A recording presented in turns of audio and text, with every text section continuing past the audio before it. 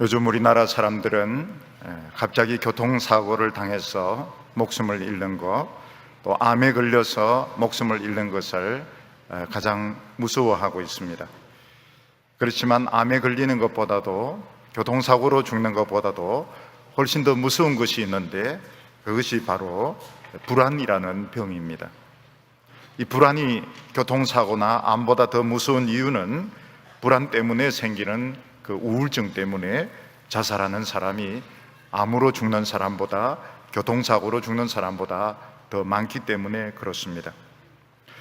우리가 보통 교통사고를 당하게 되었을 때, 또 암에 걸리게 되었을 때 무슨 말을 하는가 하면, 나에게 이런 일이 일어날 줄 꿈에도 몰랐다, 이렇게 생각합니다. 이야기합니다. 나에게 교통사고가 일어날 줄, 또 내가 암에 걸릴 줄 나는 꿈에도 생각을 못했다, 이렇게 말을 합니다. 우울증도 마찬가지입니다. 자기가 우울증에 걸려보기 전까지는 내가 우울증에 걸릴 줄은 나는 꿈에도 생각하지 못했다, 이러는데, 오늘 사실 많은 사람들이 우울증에 걸리고 있고 행복하지 못하게 살아가고 있는 실정입니다. 우울증에 걸리는 이유들이야 많이 있지만, 가장 큰 원인이 아주 극심한 스트레스, 또 심리적인 충격 때문에 생긴다고 말할 수 있습니다.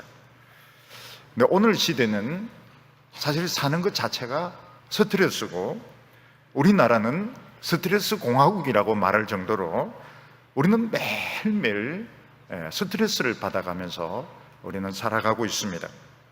직장인들, 수험생들, 주부들 할 것 없이 모든 사람들이 매일매일 스트레스를 받아가면서 살아가고 있습니다. 그리고 사람들의 마음이 사나워져서 서로가 서로에 대해서 매일 충격적인 그런 이야기들, 아주 사나운 이야기들을 하기 때문에 우리는 매일매일 충격을 받으면서 살아가고 있습니다. 또 성장 과정에 어렸을 때에 심한 스트레스를 받은 사람들, 또 충격을 겪은 사람들은 나중에 이게 만성적인 우울증이 되어서 사실 사회생활을 제대로 하지 못하고 한평생 고통을 겪으면서 사는 것을 볼 수 있습니다. 또 이 스트레스하고 암은 굉장히 깊은 관계가 있습니다. 암이라고 하는 것이 그냥 걸리는 것이 아니고, 스트레스를 많이 받다 보면 결국은 면역성이 떨어져서 암에 걸려서 결국은 암으로 죽는다, 이러지만 원인을 파고 들어가 보면 다 스트레스, 쇼크에 있는 것을 볼 수가 있습니다.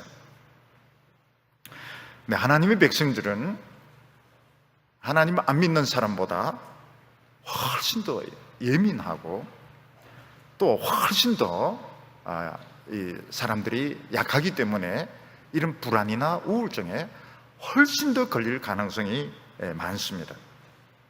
하나님께서는 우리 예수 믿는 사람들을 양으로 만드셨기 때문에 성격 자체가 온순합니다.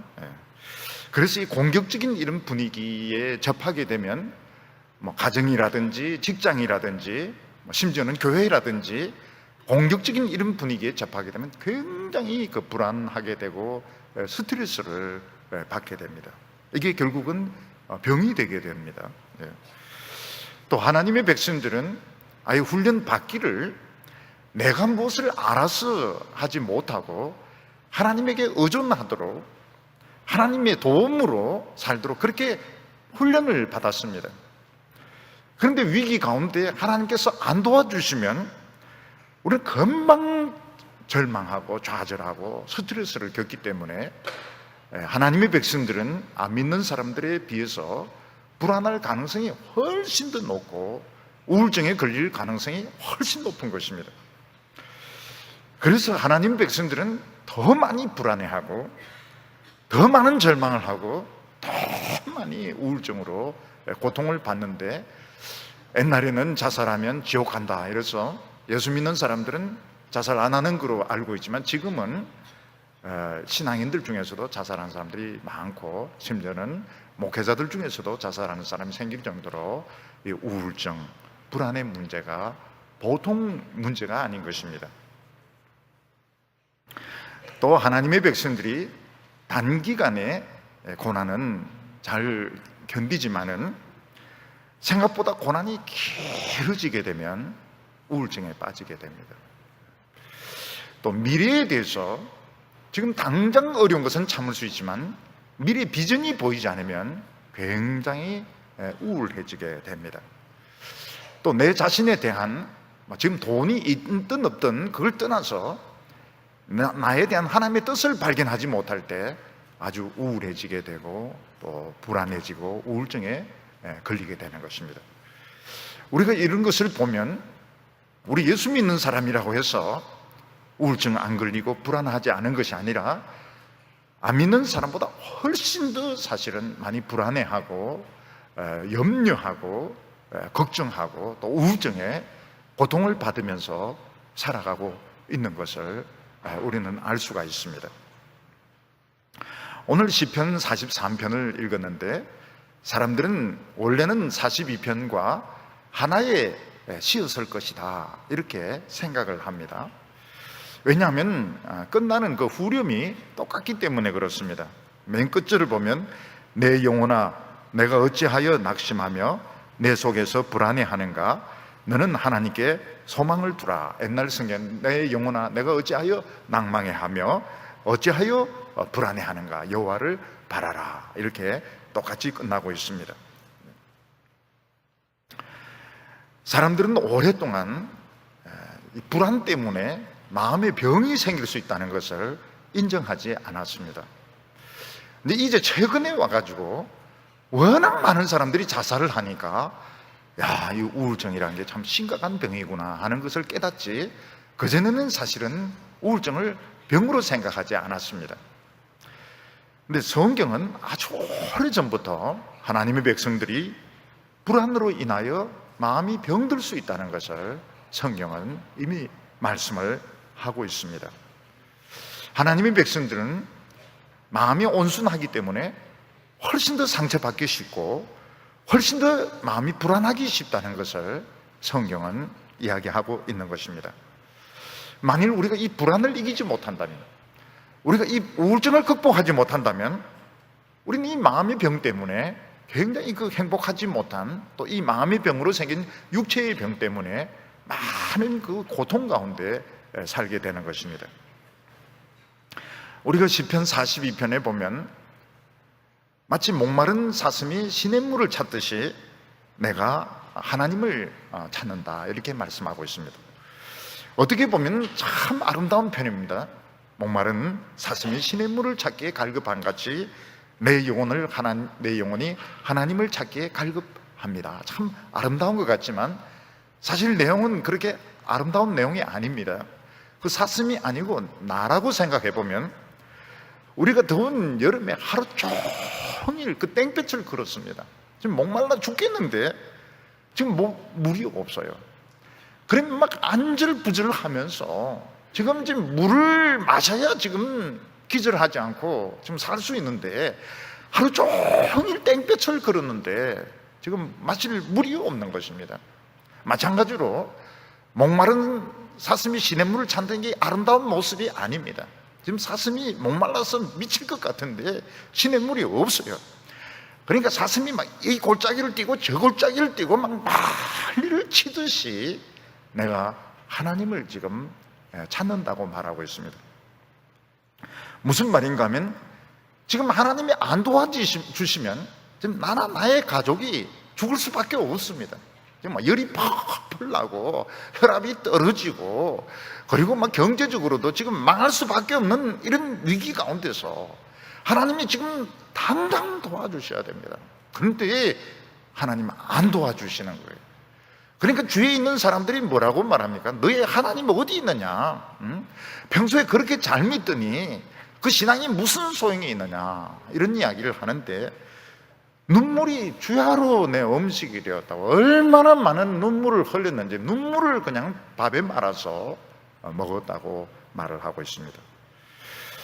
우리는 이런 일을 겪을 때가 많습니다. 어려울 때 기도하면 그때마다 하나님이 째깍째깍 도와주신다면 우리는 불안해하지도 않고 우울증에 걸리지도 않고 절망하지도 않을 텐데 하나님이 안 도와주시는 겁니다. 지금 목이 말라서 지금 죽을 지경인데 물을 안 주시는 거예요. 그러면 그게 그것으로 끝나는 것이 아니고 그 후유증이 큽니다. 그게 결국은 우울증으로, 육체적인 병으로 나타나게 되는데 행복하지가 않은 것입니다. 오늘 시편 43편인데 거기에 연결되는 말씀인데 사실 우리에게 그 해답을 주고 있습니다. 아주 놀라운 답을 오늘 우리에게 주고 있습니다. 그냥 우리가 보면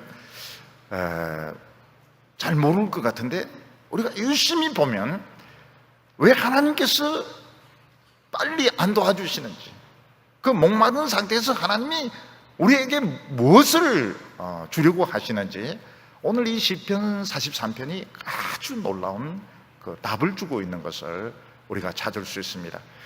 그래서 오늘 우리 성도님들은 꼭 답을 찾으시길 바랍니다. 갈급한 마음, 지금 막 환장할 것 같은 이 답답한 마음 오늘 다 치료받고 가시기를 바랍니다.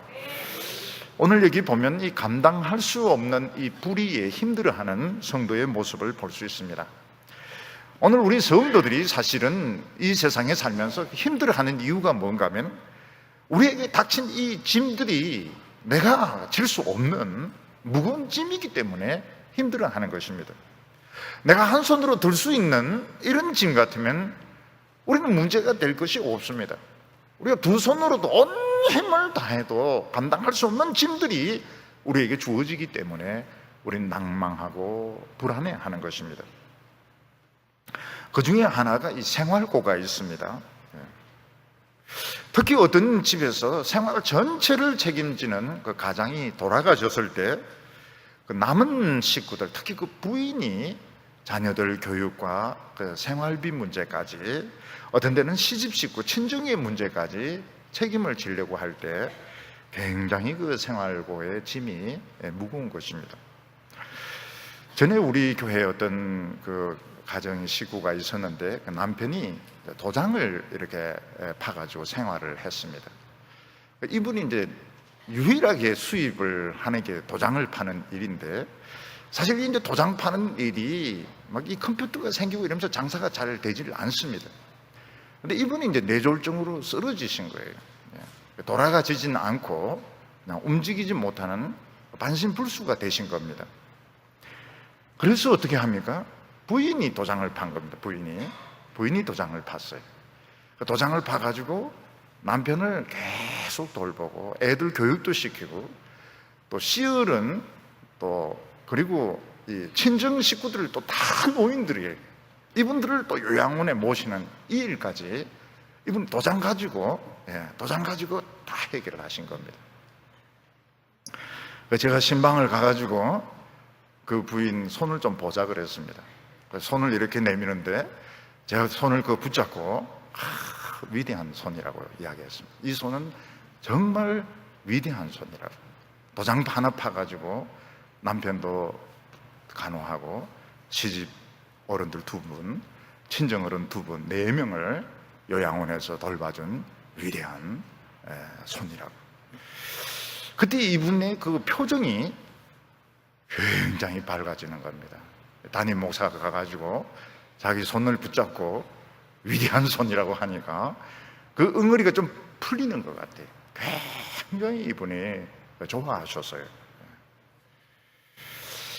이 경제를 책임지고 있는 가장이 갑자기 돌아가시거나 쓰러지시거나 이렇게 되면 그 남은 식구들의 이 사는 문제가 보통 어려운 문제가 아닙니다.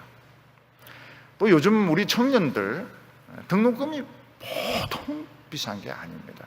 그리고 이 학교 부근에 기숙사 들어가기도 어렵고 너무너무 어려운데, 졸업하고 나서 취직도 안 되고 이렇게 할 때 살아가는 이런 생활고 문제, 이런 것도 쉬운 문제가 아닙니다. 생활고의 무거운 짐들, 하나님의 백성들 생활고의 무거운 짐들이 우리를 우울하게 하고 불안해하게 만듭니다. 또 쉽지 않은 병, 암에 걸린다든지 또 이래 전신이 마비된다든지 이제 이렇게 되었을 때 우리는 이해가 안 됩니다. 난뭐 술을 마신 것도 아니고 못된 짓을 한 것도 아닌데 왜 나에게 또 우리 가정에 이런 병이 와야 되는가? 이해가 되지 않고 그 투병하는 이런 과정, 다시 일어서는 이런 과정이 보통 힘든 과정이 아닌 것입니다. 사람이 몸에 통증이 있다. 통증이 있다는 것은 남들은 그 이해를 못 합니다. 이 통증이라는 게 얼마나 사람의 그 질을 떨어뜨리고 얼마나 성격을 나쁘게 만드는지 남들은 이해를 못 해요. 참 이 통증이라고 하는 것이 사람을 고통스럽게 하는데, 오늘 이 통증 때문에 사실 말 못하고 고통받는 사람들이 굉장히 많습니다. 근데 병의 차도가 없이 점점 병이 이렇게 안 좋아지는 것 같은 이런 기분이 들 때에 사람은 낙담하게 됩니다. 자녀들 중에서 뇌성마비를 앓고 있다든지 또 맹인이라든지 자폐증을 앓고 있다든지 이러면 본인도 그게 참 무거운 짐이지만 부모들에게도 굉장히 한평생 무거운 짐이 되는 것입니다. 이번에 여성부흥회를 할 때 자녀들이 이제 그 맹인인 그 어머니들이 오셨어요. 우리 전도사님이 모시고 오셔가지고 그 어머니들이 오셨습니다. 그래서 제가 얼마나 고생이 많으십니까? 이러니까 뭐 다 저희 아이 키우는 일인데요. 뭐 괜찮아요. 말은 이렇게 하지만 사실 얼마나 그 어머니가 참 낙담하고 참 힘들어했는가. 그냥 눈에 선합니다. 눈에 선합니다. 그런 어머니들이 몇 분이 여성봉회 때 오셨어요. 우리가 가난이라든지 질병이라든지 내 힘으로 짊어질 수 있는 거라면 우리는 그렇게 낙담하지 않습니다. 절망하지 않습니다. 아무리 애를 써도 감당할 수 없는 무거운 짐을 나에게 주어졌을 때 우리는 절망하게 되고 우리는 우울증에 걸리게 되고 불안해하게 되는 것입니다. 오늘 시편 43편 말씀을 보면 거기서 한 걸음 더 나아가서 불의한 나라, 불의한 세력에 의해서 지속적으로 고통받는 그 무거운 짐을 이야기하고 있습니다. 43편 1절 말씀을 보면 하나님이여 나를 판단하시되 경건하지 아니한 나라에 대하여 내 송사를 변호하시며 간사하고 불의한 자에게서 나를 건지소서, 이렇게 말하고 있습니다. 오늘 이 말씀의 이 주인공은 어떤 그 불의한 나라가, 불의한 세력이 나를 유죄라고 재판하고 나를 참 고통을 주는데, 내 힘으로는 이 악한 나라에 대하여, 악한 왕에 대하여 싸워서 이길 수 없기 때문에 하나님이 다시 재판을 해달라, 이렇게 이야기를 하고 있습니다. 구약 성경 이스라엘에 보면 아마 대표적인 예가 아마 그 포도원을 가진 그 나봇의 예를 들 수가 있습니다. 이때 이스라엘 왕이 아합인데, 아합은 왕이면서도 굉장히 째째하고 이기적인 그런 왕이었습니다. 그는 이스라엘에 별궁이 있는데 그 별궁 옆에 있는 한 포도원이 탐이 났습니다. 저 포도원에 나무를 심었으면 좋겠다. 무슨 나물인지는 모르겠습니다. 콩나물인지 무슨 나물인지는 모르겠지만 저 포도원에 나무를 심었으면 참 좋겠다. 그래서 포도원 주인 나봇을 불러서, 야, 내가 너 포도원에 나무를 심었으면 좋겠는데 그 포도원 팔아라. 아니면 다른 밭하고 교환하자. 그게 이제 쉽게 이야기하면 내놔라, 이런 뜻인 겁니다. 나봇이 눈치가 빨리 돌아가는 사람이어서 알겠습니다, 왕이시여, 이 가지세요, 이렇게 했으면 목숨은 건질 수 있습니다. 근데 나봇은 굉장히 고지식한 사람입니다. 그래서 뭐라고 이야기합니까? 하나님이 주신 기업은 팔 수도 없고 교환할 수도 없습니다. 안 됩니다. 이 거절을 한 겁니다. 그랬더니 이 째째한 왕이 밥도 먹지 않고 딱 들어 누워서 이제 몸이 아프다고 이야기합니다. 그 부인 이세벨이 보고, 왕이시여, 왜 이렇게 병들었습니까? 이러니까 나물 때문에, 이러면서 저 나봇이, 저 눈치 없는 놈이 저 포도원을 안 준다고. 걱정하지 마세요. 뭐 그런 것 가지고 왕이 병들어 누워 있습니까? 알아서 다 해결하겠습니다. 그냥 식사나 하세요. 그리고 편지를 씁니다. 그래서 거기 있는 그 유지들에게 깡패들을 동원해가지고 나봇이 왕과 하나님을 저주했다, 이런 거짓 증언을 지키라 해가지고 돌로 쳐 죽이니까 결국 왕은 뭐 그 포도원을 자기 것으로 차지하게 되는 것입니다. 그럼 권력을 가지면 죄 짓는 것이 쉽습니다. 왜 권력을 가진 사람들이 죄 짓는 것이 쉬울까요? 알아서 해주는 사람들이 있기 때문에, 그냥 말만 던지면 알아서 해주는 사람들이 있기 때문에 굉장히 조심을 해야 됩니다. 위에 있는 사람, 힘이 있는 사람은 굉장히 조심해야 됩니다. 왜냐하면 말만 던지면 알아서 기기 때문에, 그냥 알아서 착착 다 해주기 때문에 죄 짓기가 굉장히 쉬운 것입니다. 근데 약한 사람 입장에서는 그렇게 억울할 수 없습니다. 난 잘못한 것도 없는데, 나는 그냥 성경대로 믿는데 이걸 모함을 해가지고 나를 죽이고 재산을 뺏고 가족들을 감옥에 가두고 이렇게 할 때 정말 그 억울한데, 한 개인의 힘으로는 이런 권력과 싸워서 이길 수가 없는 것입니다. 이게 지금 참 우리나라도 마찬가지입니다.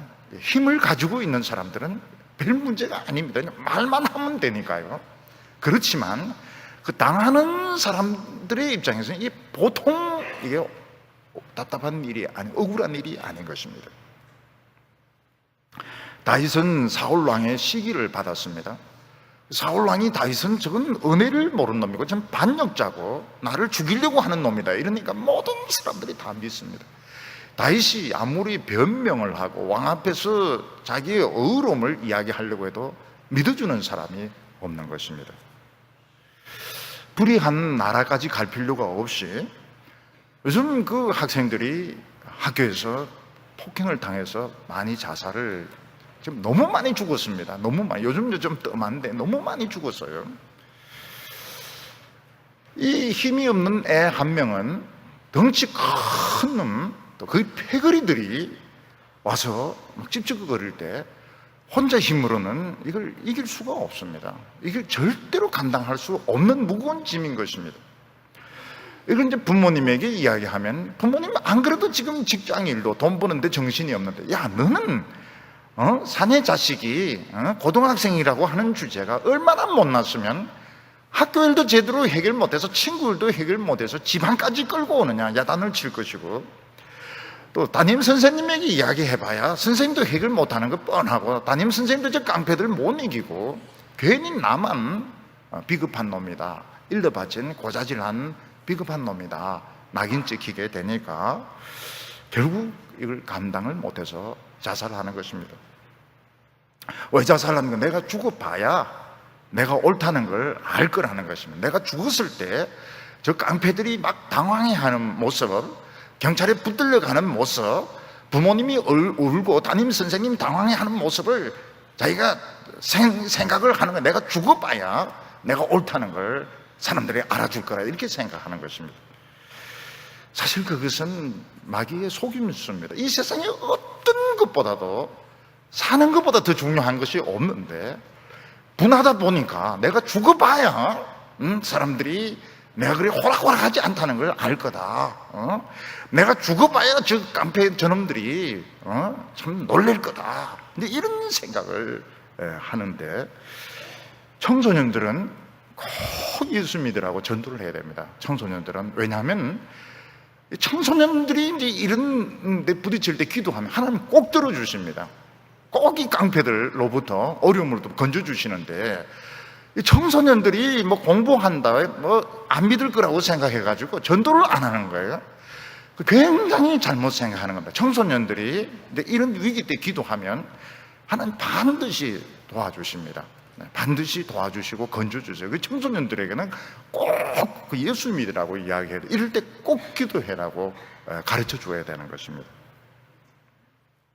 그러니까 애들이 혼자 이 짐을 감당을 못하니까 엉뚱한 생각을 하는 거예요. 내가 죽어봐야 사람들이 깨달을 것이다.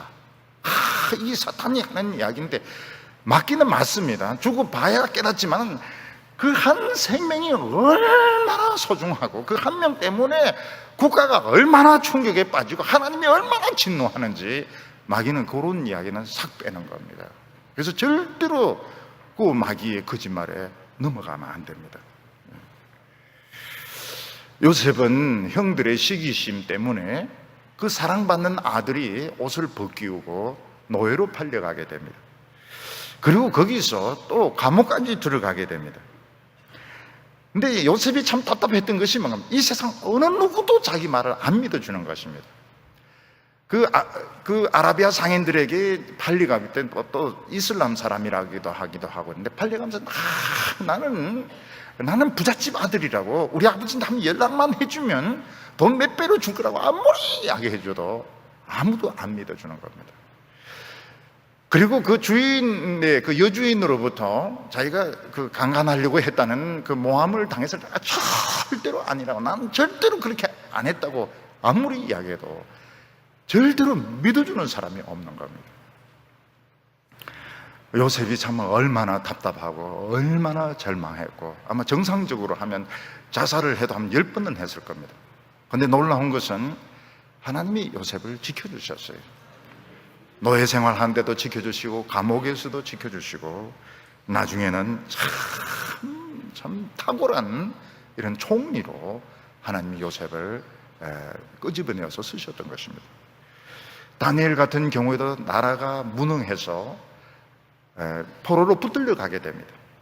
포로가 무슨 힘이 있습니까? 근데 다니엘은 결심을 합니다. 내 우상의 재물 안 먹는다고, 내가 거기서 주는 느부갓네살 왕이 주는 음식, 고기와 술을 안 먹는다고.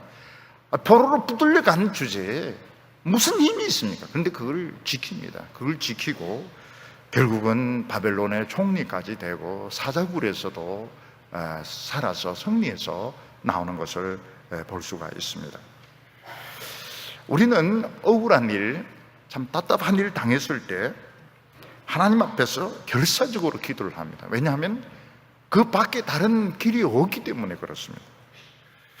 근데 나중에 보면 어떻게 됩니까? 결사적으로 기도한 사람만 살아남습니다. 다른 인간적인 방법 쓰고 사람에게 부탁하고 타협한 사람들은 다 망하는데 결사적으로 기도한 그 사람만 살아남습니다. 왜냐하면 하나님은 살아있는 반석이기 때문에 그렇습니다. 근데 여기 보면 결사적으로 기도하다가 낙심해서 하나님을 원망하는 말을 하는 것을 볼 수가 있습니다. 2절에 보면 주는 나의 힘이 되신 하나님이시거늘 어찌하여 나를 버리셨나이까? 내가 어찌하여 원수의 억압으로 말미암아 슬프게 다니게 하시나이까? 이 성도가 참 하나님을 철석같이 믿었습니다. 하나님은 나의 반석이시고 나의 힘이시고 나의 능력이시라는 것을 정말 믿었습니다. 근데 하나님 왜 안 도와주십니까? 하나님 나의 힘이신데 왜 나를 버리십니까? 하나님 어찌하여 원수가 나를 짓밟도록, 원수가 나를 억압하도록 내버려 두시고 나로 슬프게 주인 없는 버림받은 그런 백성으로 돌아다니게 하십니까? 우리가 이것을 보면 참 얼마나 하나님을 믿고 의지한다는 게 어려운지 알 수가 있습니다. 우리는 하나님 외에는 도와줄 분도 없고, 또 그렇다고 해서 내가 힘이 있는 것도 아니고 능력이 있는 것도 아닌데 하나님은 많은 경우 우리를 안 도와주시고 내버려 두시는 것입니다. 그래서 여기 있는 성도가 하나님, 이 악한 나라에 대해서 내 송사를 판단해 주세요. 간사한 사람으로부터 나를 건져주세요. 그래 놓고 금방 뭐라고 이야기합니까? 나의 대신 힘이 되신 하나님 어찌하여 나를 버리십니까? 어찌하여 원수가 나를 억압하게 하시며 나로 슬프게 돌아다니게 하십니까? 이것을 보면 참 우리가 생각한 만큼 하나님 우리를 금방금방 건져주시지 않고 우리를 도와주시지 않고 우리를 마치 버리시는 것 같고 우리를 외면하시는 것 같고 우리의 신앙이 소용이 없는 것처럼 느껴질 때가 많은 것입니다. 네, 하나님은 절대로 우리를 버리시는 분이 아니십니다. 하나님은 우리를 반드시 위기에서 건져내십니다. 그럼에도 불구하고 하나님 왜 우리를 고통 가운데 내던져 주시는가? 이게 굉장히 중요한 문제입니다. 오늘 두 번째로 보면 질그릇같이 약한 우리가 살 수 있는 비결이 뭐냐 하는 것입니다. 우리는 어떤 사람입니까? 감당할 수 없는 시험이 오면 깨어질 수밖에 없는 질그릇들입니다. 그릇들 중에서 제일 약한 그릇이 질그릇입니다. 질그릇은 누가 좀 세게 때리면 박살이 납니다. 누가 좀 누르면 어떻게 됩니까? 찌그러지는 것이 아니고 박싹 깨어져 버립니다. 오늘 우리들은 그런 약한 질그릇입니다. 우리 예수 믿는 우리 모든 성도들은 조금 때리면 박살이 나는 약한 질그릇입니다. 이 세상에 깨어진 질그릇을 누가 좋아하겠습니까?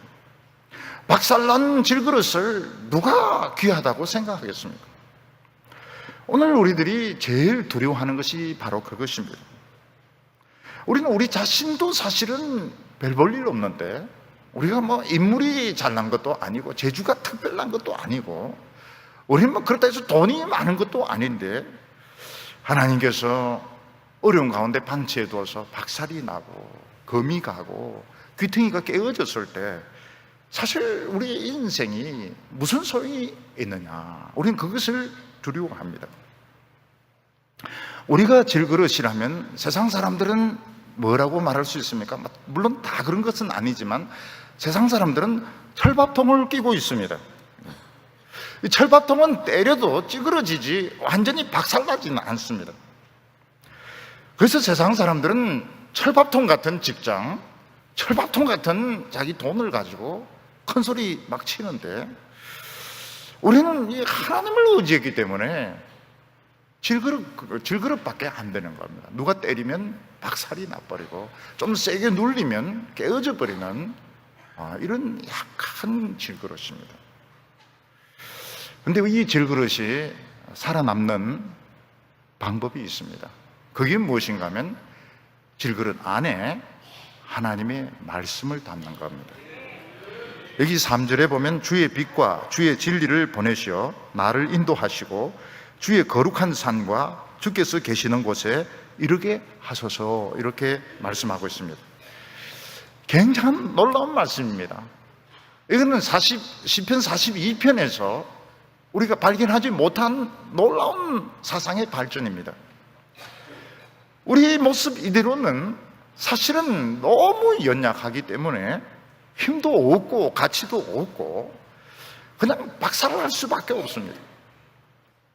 근데 우리 이 질그릇 안에 하나님의 빛을 담고 우리 안에 하나님의 진리를 담으면 달라지게 됩니다. 여기 하나님의 빛과 하나님의 진리는 같은 것입니다. 하나님의 빛과 진리는 같은 하나님의 말씀을 말하는 것입니다. 우리 안에 하나님의 말씀을 담으면 어떻게 됩니까? 이 질그릇이 보화를 담은, 보물을 담은 질그릇, 보물 상자가 되는, 가치가 엄청 업그레이드 되게 됩니다. 그럼 질그릇 안에 하나님의 빛을 담으면 어떻게 돼요? 빛을 담으면 그냥 질그릇은 그냥 사탕이나 곡식 이런 거 담는 거지만, 빛을 담으면 어떻게 됩니까? 어두운 밤길에 길을 비춰줘서 길을 갈 수가 있고, 또 방 안을 환히 밝힙니다. 방 안을 밝혀가지고 공부도 할 수가 있고, 거기서 뜨개질도 할 수 있는 그런 등대로 변하게 되는 것입니다. 우리 속에 하나님의 말씀을 담으면 우리는 빛을 비추는 등대로 변하기 때문에 세상의 이 불이보다 더 정확하게 길을 보게 됩니다. 하나님의 뜻을 알게 되고 길을 발견하게 됩니다. 우리 속에 하나님의 말씀을 담으면 어떻게 됩니까?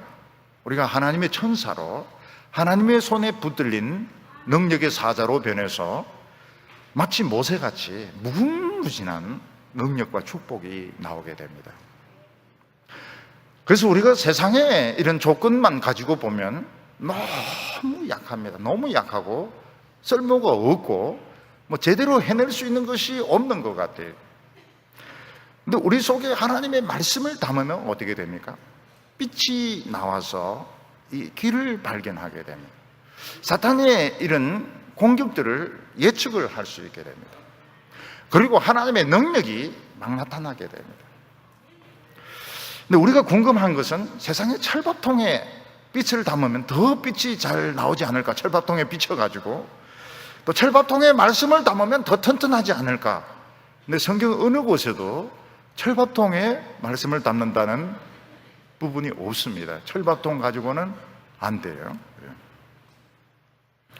우리가 감당할 수 없는 무거운 짐을 졌을 때 그 짐을 벗으려고 해도 벗겨지지가 않습니다.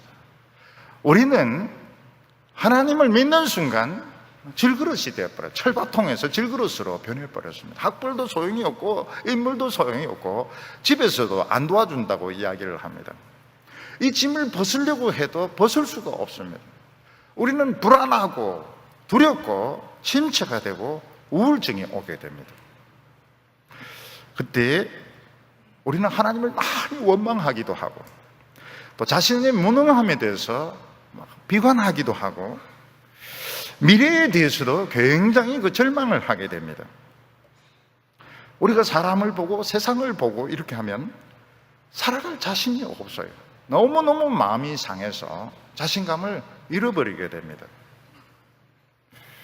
근데 우리가 하나님 말씀을 담으면 어떻게 됩니까? 진리가 우리의 그 화를 내어서 상처 입은 부분을 치료해 주기 시작합니다.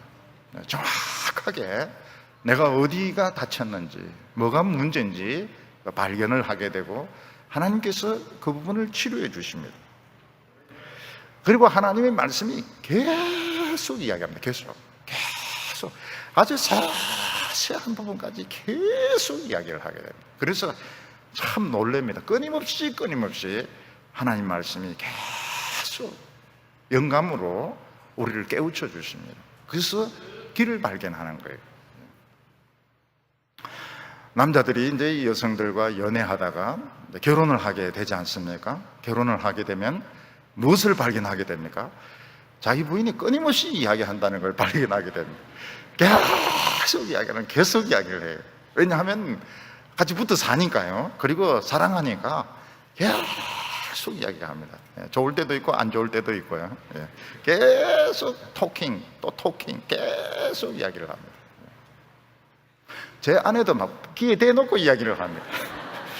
어떤 때는 너무 좋아요. 너무 좋고 어떤 때는 정말 좀 이제 그만했으면 좋겠다고 할 때도 있고요. 그런데 굉장히 좋아요. 왜냐하면 원래 우리 식구들은 그런 말을 안 하거든요. 우리 형제들은 말이 없어요. 누구 하나 죽으면 죽었나 이렇게 하지. 우리는 뭐 그 자세한 데 관심을 쓰고 이렇게 하죠. 우리 형제들은 딱 형제나 뭐 여동생들도 마찬가지입니다. 그렇게 자세하게 이렇게 이야기를 안 해요. 근데 결혼을 하니까 끊임없이 토킹 이렇게 하는데 너무 좋은 거예요. 그러다 너무 어떤 때는 힘들 때도 있어요. 근데 이 하나님께서 굉장히 말씀이 많으세요. 하나님이 계속 끊임없이 다윗이 뭐라고 끊임없이 깨우쳐 주신다는, 끊임없이 깨우쳐 끊임없이 말씀을 해주시는데 이게 중단이 되지가 않는데 너무 좋은 거예요. 너무 좋습니다. 그래서 이 하나님의 말씀을 담으니까 어떻게 됩니까? 주의 거룩한 산과 주께서 계신 것, 이게 진짜 성전입니다. 성전에 가게 되는 겁니다. 살아있는 하나님의 성전에 가게 되는 거예요. 어려운 가운데 하나님의 말씀을 막 듣다 보면 어디까지 가게 됩니까? 시내산에도 가게 되고 시온산에도 올라가게 되고 예루살렘 성전 안에도 들어가게 되는데 성도들이 모여서 예배드리는 곳, 성도들이 모여서 찬송하고 기도하는 곳, 거기가 살아있는 성전이라는 걸 알게 됩니다. 거기서 무엇을 듣게 됩니까? 하나님의 생생한 음성을 듣게 됩니다. 오늘 내가 고민하고 있는 문제, 오늘 내가 답답해하고 있는 문제에 대한 생생한 음성을 듣게 됩니다. 그래서 예수님께서 여러 번 그런 말씀을 하셨어요. 귀가 있는 자는 들을지어다. 귀가 있는 자는 들을지어다. 그 말씀은 지금 예수님이 하시는 말씀이 그 생생한 하나님의 살아있는 음성입니다. 살아있는 음성이에요. 그들에게 필요한 말씀이고 그들을 살리는 말씀인데 귀가 없어서 그걸 못 듣고 딴 데서 막 귀를 찾고 있는, 딴 데서 예루살렘의 그 영광과 또 사람의 그 지식과 또 사람이 가지고 있는 그 돈과 로마의 그 번영에서 귀를 찾고 있는데 귀가 있는 자는 들으라고 말씀하고 있습니다. 우리가 하나님의 음성을 들을 때 거기서 기도의 응답이 있습니다. 거기서 기적으로 병이 낫고 기적으로 길이 열리게 되는 것입니다. 우리가 이것을 통해서 알 수 있는 것이 뭔가 하면 내가 이 질그릇 속에 하나님의 그 말씀을 담고 하나님의 빛을 담고 살아있는 성전을 만난다는 게 쉽지가 않다는 걸 우리가 알게 됩니다. 우리가 너무 무거운 짐, 도망칠 수도 없고 감당할 수 없는 그런 무거운 짐을 지고 우리가 막 괴로워하다가 우리가 불안해하고 두려워하고 절망하다가 우리가 이 질그릇 안에 하나님 말씀을 결사적으로 담았을 때 우리는 이 하나님의 성전을 발견하게 되고 자신의 가치를 찾게 되는 것입니다. 오늘 세 번째는 큰 기쁨에 하나님을 만나게 된다고 말씀하고 있습니다. 우리가 처음에 눈에 보이는 돈이나 권력이나 사람을 붙잡지 않고 눈에 보이지 않는 하나님을 붙들고 하나님 말씀을 붙드는 큰 실수인 것 같습니다. 그 어려움을 당했을 때 참 내가 잘못한 것 같다 이런 생각이 들 때가 많습니다. 근데 세상을 붙잡지 않았기 때문에 큰 기쁨에 하나님을 만나게 되는 것입니다. 4절 말씀 보면 그런즉 내가 하나님의 제단에 나아가 나의 큰 기쁨에 하나님께 이르리이다. 하나님이여 나의 하나님이여 내가 수금으로 주를 찬양하리이다. 이스라엘 백성들은 성전에 가기만 하면 제단에서 제사를 드릴 수 있다고 생각합니다. 그러나 그것은 모형에 불과합니다. 우리가 하나님의 제단을 만난다는 것은 쉬운 일이 아닙니다. 왜냐하면 하나님은 우주보다 더 크시고 태양보다 더 뜨거운 분이십니다. 우리 감히 인간이 하나님께 제사 드린다, 하나님을 만난다 하는 것은 불에 타 죽는 것과 마찬가지입니다. 모세 때에 이스라엘 백성들이 하나님 말씀을 들으려고 했더니 시내산 전체가 불덩어리였습니다. 나팔 소리가 막 났습니다. 그들은 하나님께 나아가지 못했습니다. 그런데 우리가 어떻게 살아계신 하나님을 만날 수 있습니까? 우리가 엄청난 그런 인생의 그 고통 가운데서 내 목숨 걸고 하나님의 말씀을 붙들고 예배 드릴 때에 그때 하나님을 만나게 됩니다. 그때 하나님은 어떤 하나님이십니까? 우주보다 더 크시고 태양보다 더 뜨거운 분, 핵무기보다 더 수억만 배 강하신 그 하나님께서 나를 위로해 주시고 치료해 주시는 하나님으로 만나게 되는 것입니다. 히스기야 같은 경우에 아수르 군대 18만 5천 명, 인간의 힘으로는 절대로 이길 수가 없었습니다. 그런데 이 히스기야 왕이 그 성전에서 목숨 걸고 하나님 말씀 붙들고 기도했을 때 그냥 다음날 다 죽어 있었습니다. 18만 5천 명이 다 죽어 있었습니다. 히스기야는 병이 너무 깊어서 자기가 걸어서 성전에 올라갈 수 없다고 꿈에도 그걸 생각을 못했습니다. 하나님께서는 히스기야의 병을 치료해 주셔서 다시 성전에 올라가게 하셨습니다. 이게 무엇을 말합니까? 우리가 이 세상에서 감당할 수 없는 짐을 지는 것은 우리로 하여금 강해지라, 우리로 하여금 이 짐을 다 책임지라 이런 뜻이 아니고 질그릇 같은 우리 속에 하나님의 말씀을 담을 때, 하나님의 빛과 진리를 담을 때 우리는 이 제단에서 하나님을 체험하게 되는 것입니다. 모든 병을 치료하시는 하나님, 기적을 일으키신 하나님, 원수를 한순간에 물리치시는 하나님을 체험하게 되는 것입니다. 여기 보면 나의 큰 기쁨에 하나님께 나아간다 이렇게 되어 있는데 옛날 번역에는 극락의 하나님, 극락의 하나님, 그러니까 기쁨이 극도로 이런 기쁨의 하나님을 만난다, 이렇게 번역이 되어 있습니다. 원문에 보면 내가 기뻐하는 기쁨의 하나님, 이렇게 되어 있는데, 기뻐하고 또 기뻐하는 참 그런 하나님을 만나게 된다고 말하고 있습니다. 우리가 세상을 붙들지 않고 하나님 앞에 나왔기 때문에, 참 철밥통이 아니고 질그릇이기 때문에 안에 하나님의 말씀을 담았더니 어떻게 됩니까? 히스기야는 적의 군대 18만 5천 명이 화살 하나 쏘지 않고 창 던지지 않고 다 죽어 있는 것을 발견을 하게 됩니다. 저는 히스기야의 그 병이 결핵계통이라고 생각합니다. 왜냐하면 그 진물이 나오고 이런 것을 보면 아마 뼈에, 등에 이런 그 골수에 결핵이 오지 않았나, 이런 생각이 드는데, 날 수 없는 병이었습니다. 그런데 무화과 뭉치를 갖다 대면서 그 고름이 먹고 힘이 회복이 되어서 치료가 일어나게 됩니다. 굉장히 기쁘죠. 너무너무 기쁩니다. 기쁨에 또 기쁨의 하나님, 극락에 좀 다른 종교 냄새가 나기 때문에 그래서 이 번역을 바꾼 것 같아요. 극락조 이러면 좀 이상한 냄새가 나가지고요. 저건 너무너무 기쁜, 아이들 중에서 너무 기쁨이 막 떠는 애들이 있어요. 부들부들 떨면서 애들에게 막 굉장한 선물 주면 막 너무 좋아가 부들부들 떱니다. 그런 하나님을 만나게 된다고 말씀하고 있습니다. 여기서 이 성도는 그냥 입으로 찬양할 수가 없어서 수금으로 하나님을 찬송한다고 말하고 있습니다. 하나님이여 나의 하나님을 자꾸 부르는, 하나님이 좋아가지고 하나님이여 나의 하나님이여, 하나님이 좋아서 하나님을 자꾸 부르면서 수금으로 하나님을 찬송한다고 말하고 있습니다. 왜 자꾸 하나님이 그 신기할까요? 우리가 하나님을 제대로 믿는 것이 굉장히 신기합니다. 굉장히 신기해요. 이 세상에 종교를 가진 사람도 많고 나름대로 하나님을 잘 믿는 사람도 많은데, 내가 하나님을 제대로 만났다는 거, 내가 제대로 하나님을 믿는다는 거, 하나님이 내 기도를 들어주시고 참 역사가 나타난다, 굉장히 신기합니다. 그래서 자꾸 부른다. 하나님, 나의 하나님, 자꾸 이렇게 신기해. 예수 믿는 게 신기한 거예요. 수금으로 하나님을 찬송하는 것보다 더 좋은 것이 눈물로 찬송하는 겁니다. 이런 경우에 성도들은 다 웁니다. 울면서 찬송을 부릅니다. 너무 감격스러웠어요.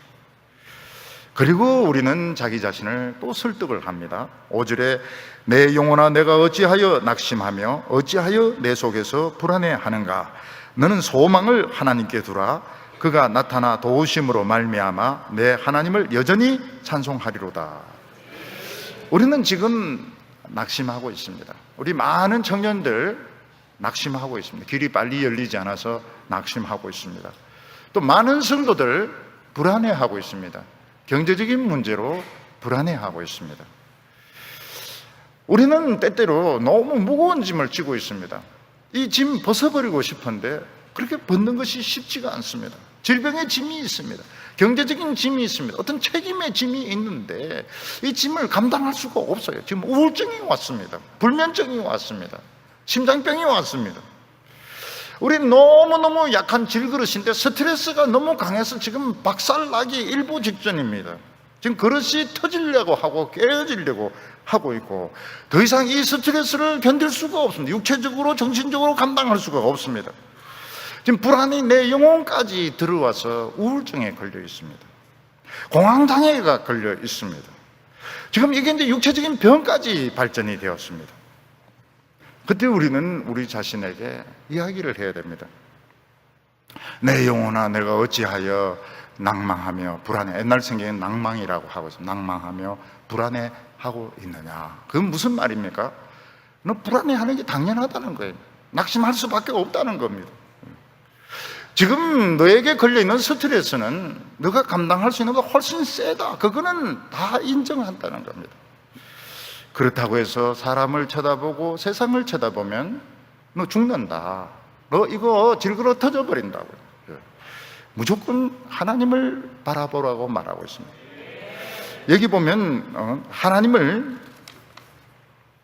하나님께 소망을 두라 이랬는데 옛날 번역이 좋아요. 옛날 번역 하나님을 바라보라는 거예요. 하나님을. 소망을 하나님께 두는 거하고 하나님을 바라보는 거하고, 하나님을 바라보는 게 쉽습니다. 하나님을 바라보는 게 쉽습니다. 하나님을 쳐다보라는 것입니다. 여기 보면 하나님이 내 얼굴을 돕는 자다 이렇게 말해요. 무슨 말입니까? 얼굴을 들 수가 없어요. 너무 지금 병이 들고 침체되고 참 낙심해서 얼굴을 들 수가 없습니다. 옛날에는 잘 믿는다고 큰 소리를 쳤는데 막상 어려움 당하고 보니까 얼굴을 들 힘이 없어요. 그리고 많은 고난을 받다 보니까 실제로 외모가 막 엉망이 되어버렸습니다. 스트레스 계속 받으면 어떻게 됩니까? 사람이 찌부러들어야 되는데 막 더 살이 찝니다. 살이 쪄요. 참 속상하는 게 뭔가 하면 스트레스 받으면 막 비만이 오는 거예요. 비만이. 더 여유해야 되는데, 질그릇이 더 작아져야 되는데 질그릇이 막 부어가지고, 그럼 또 사람들이 또 별로 매력이 없다고 또 생각하니까요. 옷차림은 어떻습니까? 옷차림도 이게 10년 전에 옷 그냥 그대로 입고 있으니까요. 단추도 안 잠겨요. 단추도 이게 참 망가진다는 게 그런 겁니다. 사람이 망가진다는 게, 이런 스트레스를 계속 지속적으로 받다 보면 사람이 그냥 망가지는 거예요. 옛날에는 그래도 막 좀 파마도 하고 그런데 파마가 비싸니까 생머리를 해가지고 이렇게 오니까 말이죠. 그걸 보면서 자기가 자르니까 이 폼도 안 나고요. 얼굴을 들 수가 없어요. 근데 하나님은 어떤 분이십니까? 우리 얼굴을 돕는 분은 얼굴을 들 수 있도록 하나님이 자신감을 주시는 거예요. 자신감을. 사람이 뭐 외모 뜯어먹고 사나? 자신감이 이판사판이다. 자신감이 생기게 되고, 하나님이 웃게 하세요. 하나님이 웃게 하세요. 참, 그 고난 가운데 성도들이 그 웃는다고 하는 것은 이거는 100만 불입니다. 100만 불. 이쪽 웃으면 200만 불이 되는 거예요. 200만 불. 고난 가운데 뭐가 웃을 일이, 무슨 일이 있습니까? 그런데 웃습니다. 기뻐서 웃어요. 왜냐하면 하나님이 힘을 주시니까요. 그래서 하나님을 찬송합니다. 계속 여전히 하나님을 찬송합니다. 옛날에도 찬송했는데 지금도 찬송합니다. 그러나 그 찬송의 농도와 깊이는 완전히 다릅니다. 옛날에는 그냥 악보만 보고 불렀습니다. 악보만 보고 부르고 그냥 립송으로 그냥. 이제는 막 전심으로 내 속에 있는 오장육부와 힘을 다 빼서 막 하나님을 찬송하는데, 그 깊이, 그 풍성함이 뭐 찬송은 똑같이 해요. 똑같이 찬송하는데, 내 주를 가까이 똑같이 부르는데 그 속에 들어있는 그 깊이와 그 감격은 엄청난 차이가 있는 것입니다. 고난 중에 하나님을 기대하시기를 바랍니다. 끝까지 하나님을 의지해서. 지금 비결이 질그릇 속에 하나님의 보물을 담는 겁니다. 그래서 낙심도 이기고 불안도 이기고 우울증도 이기고 믿음으로 큰 축복받는 성도들 다 되시기를 바랍니다. 기도드리겠습니다. 거룩하신 하나님 아버지, 오늘 이 세상 사는 것이 얼마나 힘든지 하나님은 너무나도 잘 알고 계십니다. 우리 성도들, 우리 여성들, 우리 청년들, 우리 어린아이들까지 너무너무 지금 힘들게 산다는 걸 하나님은 알고 계십니다. 우리는 불안해하고 있습니다. 우울증에 걸려 있습니다. 우리의 영혼까지 낭망이 들어왔습니다. 하나님 아버지, 우리는 살아갈 자신이 없습니다. 그러나 오늘 하나님께서 우리에게 놀라운 비밀을 가르쳐 주셨습니다. 오늘 저희들은 말씀을 들었습니다. 오늘 저희들로 하여금 고개를 들게 하여 주시고 웃게 하여 주시니 감사합니다. 저희들이 기도할 때 오늘 이곳이 살아있는 성전이 되게 하여 주시옵소서. 하나님의 능력이 나타나게 하시고 기적이 일어나게 하여 주시고 모든 마귀의 세력이 한 길로 왔다가 7길로 달아나는 기적의 장소가 되게 하여 주시옵소서. 우리 성도들 웃게 하여 주시옵소서. 병을 이기게 하여 주시옵소서. 미래를 살아갈 수 있는 자신감을 허락하여 주시옵소서. 예수님의 이름으로 기도하옵나이다.